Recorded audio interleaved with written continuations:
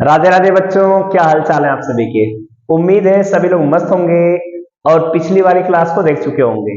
आज की क्लास में जो हमारा मेन टॉपिक है उसमें हमें सीखना है energy density in the electric field and energy density in the magnetic field, और फिर प्रूफ करना है कि दोनों की दोनों वैल्यू सेम आती है।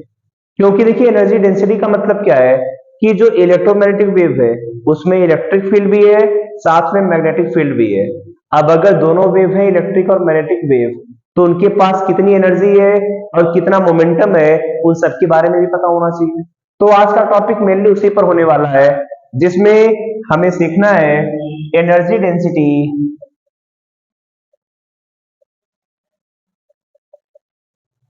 Energy density of electromagnetic wave. अब इलेक्ट्रोमैग्नेटिक वेव में दो वेव है। सबसे पहले हमें सीखना है energy density of electric field, कि जो इलेक्ट्रिक फील्ड है उसमें एनर्जी डेंसिटी कितनी आएगी। तो देखिए तरीका बिल्कुल आसान है। क्या करेंगे, हमने सीख रखा है कि अगर कोई पैरेलल प्लेट कैपेसिटर है, इधर पॉजिटिव इधर नेगेटिव, बीच की डिस्टेंस है डी, प्लेट का एरिया ये है, इलेक्ट्रिक फील्ड लाइंस इस तरफ से इस तरफ जा रही हैं और इसे हमने कनेक्ट किया है किसी बैटरी से जिसका जो पोटेंशियल है प्लस माइनस वी है पोटेंशियल, और इस प्लेट का जो पूरा कैपेसिटेंस आ रहा है जो इस चार्ज को स्टोर कर रहा है उसकी वैल्यू सी है। तो हमने पढ़ रखा है एनर्जी स्टोर इन कैपेसिटर, क्या तरीका होता है, हाफ सी वी स्क्वायर। अब एनर्जी को नोट करते हैं यू से, यू की value half C V square. अब ध्यान से देखिए यू हाफ सी, सी है कैपेसिटेंस। तो बताइए अगर कोई पैरेलल प्लेट कैपेसिटर है, बीच का मीडियम वैक्यूम है, तो उसका कैपेसिटेंस कितना आता है, याद है कैपेसिटेंस की value epsilon naught A by D, और v है पोटेंशियल, पोटेंशियल डिफरेंस आता है v की value E into D. Potential पढ़ा था ना, v equal two into D, एक रिलेशन था इक्वल v बाई डी, तो v की वैल्यू इंटू डी। अब इसे सिंप्लीफाई करते हैं तो u की वैल्यू है हाफ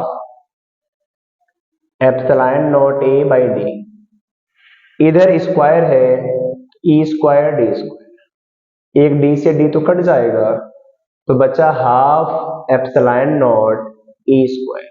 देखिए half epsilon naught A square, A और डी को साथ में लिखा, ए और डी का मतलब एरिया इंटू डिस्टेंस।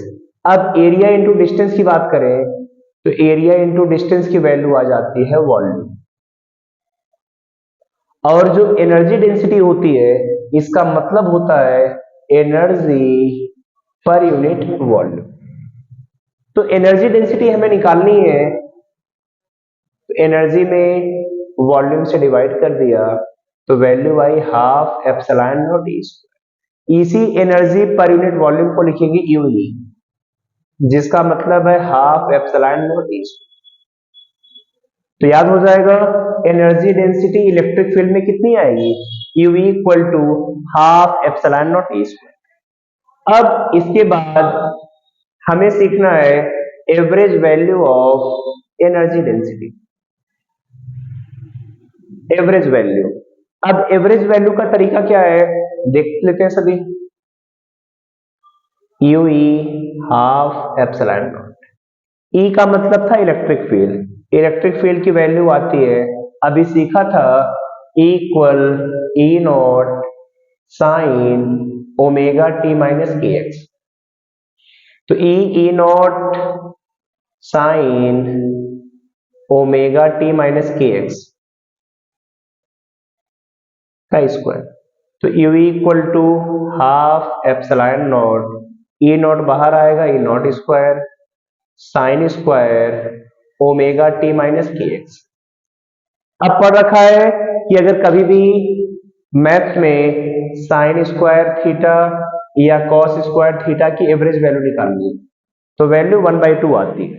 तो सेम साइन स्क्वायर थीटा है, इसकी जब एवरेज वैल्यू निकालेंगे तो वैल्यू आएगी half epsilon not in square और साइन स्क्वायर थीटा की एवरेज वैल्यू 1/2।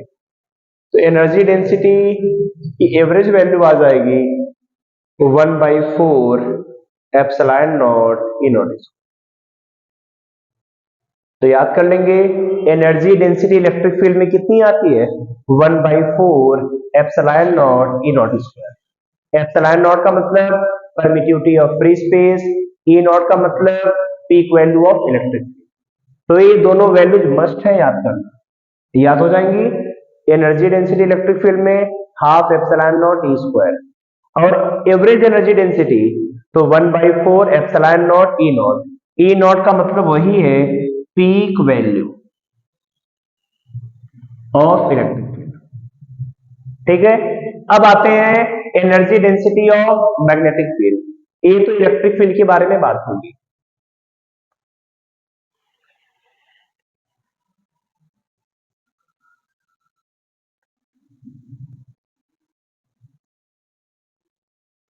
अब अगला टॉपिक है energy density of magnetic field.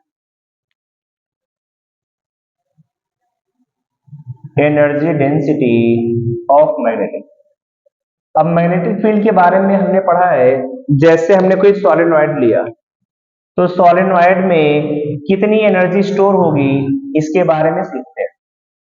देखिए एक कोई सॉलिनॉइड है जिसकी लेंथ हमने टोटल मान ली L।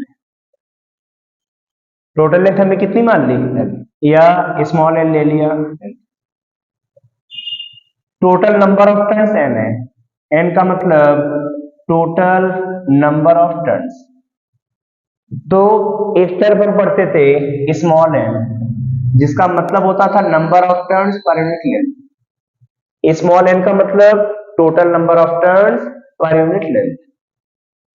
हमने पढ़ा था energy store in coil, energy का तरीका था हाफ एल आई स्क्वायर, जहां पे इस एल का मतलब था सेल्फ इंडक्टेंस, कि इस कॉइल का सेल्फ इंडक्टेंस कितना होगा। अब सेल्फ इंडक्टेंस की वैल्यू याद थी, एक चैप्टर 6 में हमने पढ़ाया था कि अगर हमारे पास कोई सॉलिनॉइड है तो उसमें जो एनर्जी स्टोर होती है उसकी वैल्यू तो हाफ एल आई स्क्वायर, और इस सेल्फ इंडक्टेंस की जो वैल्यू आएगी इसकी वैल्यू आती है एल की, याद है किसी को, mu nought N square A by L. और आई करंट है, तो इस सॉलिनॉइड में करंट की वैल्यू कितनी आएगी इसे देखते हैं। तो बी की वैल्यू हमने सीख रखा है म्यू नॉट एन आई। ए होता magnetic field inside the solenoid, तो यहां से आई की वैल्यू कितनी आएगी B by mu nought N. तो आई स्क्वायर है तो B square by mu not square N square. अब चलिए ध्यान से देखते हैं यू की वैल्यू हाफ, इधर mu nought N square A by L, यहां आ गया B square by mu not square N square. थोड़ा सा इसे एक्सपेंड करते हैं। अभी सीखा small N equal to N by L, तो कैपिटल एन की वैल्यू कितनी आ जाएगी N N.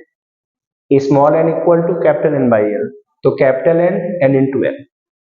U equal to half, इधर म्यू नॉट, जहां एन स्क्वायर है यहां जाएगा एन स्क्वायर एल स्क्वायर। इधर एरिया, नीचे है लेंथ, इधर B square by mu not square N square. N square से तो एन स्क्वायर खत्म, एक लेंथ से एल लेंथ खत्म हो जाएगी, तो बचा कितना, यहाँ बी स्क्वायर, एक म्यू नॉट से म्यू नॉट भी कट जाएगा तो म्यू नॉट, और एरिया इंटू लेंथ। अब एरिया इंटू लेंथ के बारे में पता है कि एरिया इंटू लेंथ जब नीचे आएगा तो B square by two mu nought, और एरिया इंटू लेंथ इसी को तो हम बोलते हैं वॉल्यूम। तो यहां आया magnetic energy per unit volume. अब इसी को हम बोलेंगे U B. Magnetic energy per unit volume, उसी का दूसरा नाम होगा energy density of magnetic field. तो क्या वैल्यू आई, B square by 2 mu nought. याद हो जाएगा, energy density of magnetic field B square by 2 mu nought. ए वैल्यू मस्ट है प्रिपेयर करना। देन इसके बाद हम निकालते हैं इसकी average value of magnetic field. अब एवरेज निकालने का तरीका वही है जो पीछे देखा था, यू बी बार, बी की वैल्यू आती है B not square sine square omega T minus K X, इस पर भी बार, नीचे 2 म्यू नॉट। अब B not square by 2 mu nought. अब देखिए फिर आ गया sine square omega T minus K X, और पता है इसकी एवरेज वैल्यू कितनी, 1/, तो you B bar B not square नीचे 4 म्यू। तो जैसे पढ़ा energy density in the electric field आया था half epsilon not E square, वैसे यहां पर B square by 2 mu nought, वहां एवरेज वैल्यू थी 1/4 epsilon not E not square, यहां पर वैल्यू है B not square by 4 mu nought. Prepare हो जाएगा। अब एक क्वेश्चन बन जाता है कि प्रूफ करिए कि इलेक्ट्रिक फील्ड की डेंसिटी और मैग्नेटिक फील्ड की डेंसिटी सेम आएगी। तो चलिए उसे भी प्रूफ करते हैं। अब जो अगला क्वेश्चन है यही आपको प्रूफ करना है। Proof that average energy density of electric field and average density of electric and magnetic field are same. Question बहुत इंपॉर्टेंट है, बोर्ड में कई बार आया हुआ है। Average energy density of electric field and magnetic field are same. तो क्या तरीका होगा देखिए करने का। सबसे पहली चीज दोनों के फॉर्मूले हैं। तो देखिए यूई की बात करते हैं, तो पता है हाफ इधर 1/4 epsilon not E not square, इसे हमें प्रूफ करना है यूबी बार, और यूबी बार है B not square by 4 mu naught. तो देखिए 1/4 एप्सिलॉन, एक रिलेशन पढ़ा था